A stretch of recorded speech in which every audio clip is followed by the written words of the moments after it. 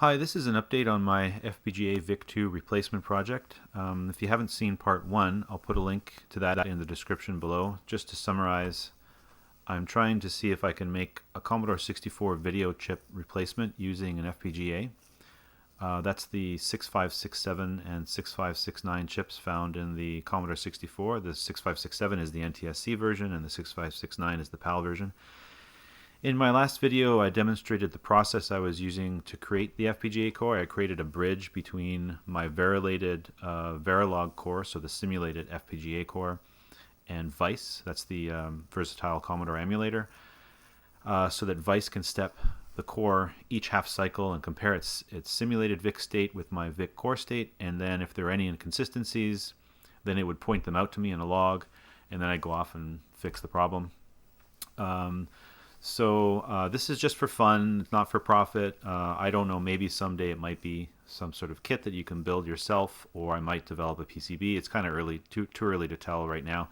So I'm just experimenting and seeing what works. So I have no name for this project. For a while I was considering adding a math coprocessor and 19 new registers and calling it CoVIC-19, but I thought that would be in poor taste, so I'm just going to call it Homemade VIC. So since my last video, I've done a number of things. First thing I did is I made the core more accurate. I'm considering the logic pretty much complete now. I'm confident that it's either 100% compatible or very, very close to 100% compatible. I'm basically getting zero warnings now from my VICE hooks in just about everything I test. And I've implemented support for all the glitches that you might exploit out of these chips and all the timing tricks. The most interesting was this sprite crunch routine, or the sprite crunch technique, which allows you to expand or contract sprites to almost any dimensions. And there's a really interesting article. I've placed the link here if you want to give that a read. So I kept iterating this way until there were basically no problems, or no visible problems, or no major visible problems left. I can't say it's 100% because I can't test everything, but it's becoming more rare for me to find something incorrect. So the second thing I did was I added VGA and HDMI output, and I know I said initially I didn't want to do that, but it turned out to not be too much effort to add the block, to generate the signals required for these two breakout boards to work. So the one on the left here is the VGA, the GERT VGA 666 adapter, and that's something you might stick onto a Raspberry Pi header, and it basically takes in, it's basically three 6-bit DACs, and it has a VGA connector with the horizontal sync and vertical sync pulses, and that worked out pretty well. I got a nice clear VGA image on my VGA monitor, and I also hooked up this breakout board, this HDMI breakout board. This makes driving HDMI just as easy as VGA. So in this case, it's a 4-bit RGB, but it takes a couple of additional signals, an active signal, and I think the dot clock, which I already had. And it's just a matter of routing that to these pins, and it worked out pretty well. I got a nice clear HDMI image out of my rig here. So I'd imagine that if I did proceed to make a PCB, I might have something like 3 video options. You'd have this, and this, what you're looking at here is just some sort of fantasy board. It doesn't really exist. I just threw it together from some images that I found. You might have like a board with the FPGA, the microcontroller, the flash, the clock, the thing that kind of plugs into your socket, and then off to the side I might have dual PMOD header for that breakout HDMI breakout board, or a header for the VGA adapter, and then maybe off to the side you have a place where you could optionally populate the composite video signals to feed back into the board, or maybe even take it off straight from the board here. I'm not sure. I don't want to get too far down that path, but this is kind of like the fantasy board that I would want to stick into the Commodore 64. It might not end up being this small. There's quite a few more components that would have to fit on there, but that would be the ideal situation. So the third thing I did was I basically tried to clean up the breadboard. But in my testing, I saw occasionally that the CPU would jam or the video would glitch. This would rarely happen on games, but happened much more frequently in demos that I was testing. And when I looked on my scope, I could see that the signals were quite noisy in one spot in the low phase of the clock cycle. Here's a picture of that. I'm not an electrical engineer, so I don't have any practical experience with this sort of thing. I did know that breadboarding something like this was bound to cause issues, and I'm actually really surprised it works as well as it does. I did a bit of research, and it appears this is known as ground bounce, or at least partially caused by ground bounce. And it's a phenomenon caused by multiple high-speed signals that have their return current paths shared among each other. I asked a coworker what he thought I could do about this, and he suggested that I run ground wires every 3 to 4 data and address pins and literally tie them together in the air and kind of bundle them together to see if that would help distribute the return current. And I came across a very excellent video on YouTube explaining what ground bounce is, and I'll put a link to that in the description as well. I also discovered that my Verilog was causing an extra unnecessary address switch before the RAS line for the row address strobe line fell, and that was causing a lot of switching noise that was probably contributing to this. And so here, what was happening was this is the row address strobe rises along with the clock edge, and so does the column address strobe. And then later in the cycle, first the row address strobe falls, then this muck signal basically switches the address to the column address, and then that's latched as the column address strobe falls. And I had mistakenly placed this rise of this muck signal too early in this cycle, and that was causing another switch at this location here.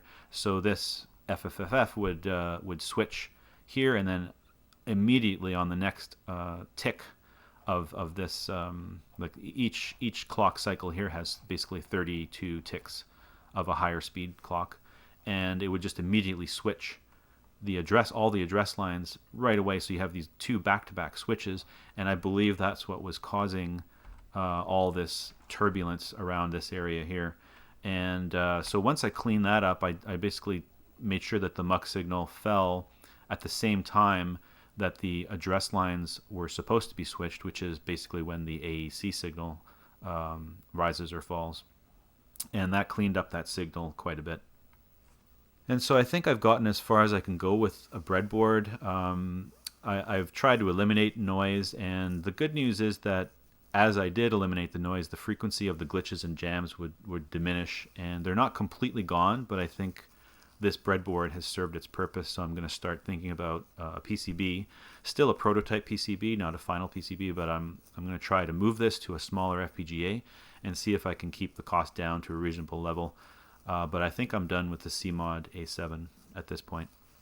So as mentioned, next I think I'm going to try moving this to something like a Spartan 6, and I didn't spend too much time hunting around for the most or the lowest cost option. But I just came across this dev board. It's a Mojo V3 dev board with a Spartan 6, and it's $39. You can find, well, they're discontinued, but you can find them still on eBay for about $39 to $40. And I ordered one of these. I'm going to try and get the core running on this dev board first. Again, still with the breadboard, hooking up all the address and data lines and etc. But then I'm going to basically make one of these adapter boards. So the idea here is that this would be, you're looking at the top of this board. It has all the buffers and the socket, and off to the right here you'd have the PMOD header to stick in that breakout board for HDMI out. And the idea is you take this and flip it over on top of this board here, and you'd have basically an FPGA sandwich, and then you'd stick that into your socket, and hopefully that will cut down on noise. And what I'm looking for here is to prove that there are no glitches and that the CPU won't jam like it is now off the breadboard version. So I've ordered one of these, waiting for this to arrive. I'll try and get my core running on this. Then I'll develop this board and see if that works out. So now what I'll do is I will first show what this looks like through the composite upscaler I have. Or actually, I'll first show some video I'll take from my TV. This is just like a regular Toshiba TV. It looks identical. I'll just stick in a short clip of what that looks like. Hopefully there won't be too much roll because my camera is 60 hertz. And I'll just switch it over to the NTSC version and hopefully it'll look good. And then I'll show what it looks like through my HDMI upscaler. So I have a composite to HDMI upscaler. And I'll show just a few short clips of some demos that I test with. These are the demos that I test with: Edge of Disgrace, Comaland, Lunatico, Star Wars demo, VICii-e demo, Uncensored, and Monumentum. And then I will unhook the composite and I'll show some of these in HDMI. And so this is what it looks like on my TV. This is with my Super Zaxxon cartridge plugged in, and because it's an FPGA, the bitstream has to load, which delays boot up by a bit. But I'm hoping on a smaller FPGA this won't be as much of an issue. It might take an extra second or so. So let me just try playing this here.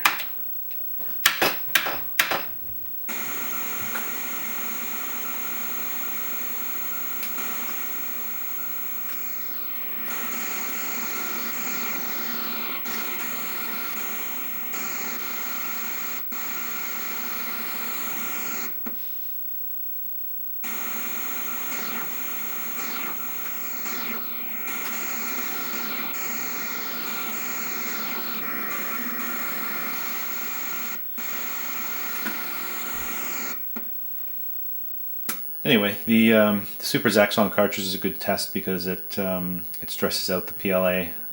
And so this is the composite circuit that I'm going to remove. And just in case you notice that the sound doesn't sound quite right, it's because I have a Swin SID. I'm not sure if you can see, it's very blurry.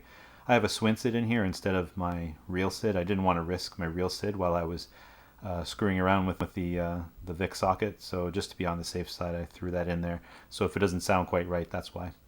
So yeah, I'm just going to go ahead and remove that now. So I hooked up the HDMI breakout board, and I realized that my capture card, or my HDMI capture card, will not accept that resolution. I should have known that in advance because it's not a standard resolution. It ends up looking like a 569p 50 hertz signal. And that's just because the C64's resolution is 504 by 624, and then I had to choose timings that basically doubled the horizontal frequency. But it's something that monitors seem to be okay with. I think most monitors will have no problem with it.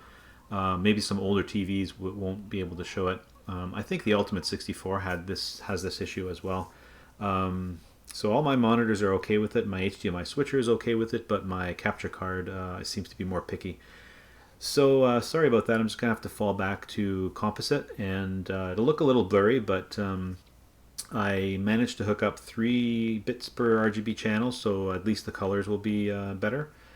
So this is what composite looks like. There are, as I said, slight vertical bands that are visible, but on a CRT you can't see them, and I'm pretty sure that's just because I have this on a breadboard and there's a lot of noise there.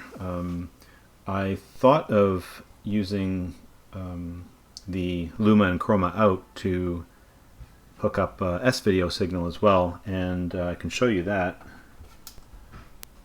So that's what that looks like. Unfortunately, it's very noisy. It's a clearer picture. If I could clean up the noise, I'm thinking of moving this to a small PCB that I can just throw together and see if I can clean that up. But unfortunately, for capturing, I'm going to have to stick with composite video, and it'll be a little blurry, but good news is I was able to hook up 3 bits per RGB channel, so we're getting more color. It's closer to the color palette, not quite 100%, but it's close enough. So I'm just going to load a demo called We Are Demo, and just to show you how things are working.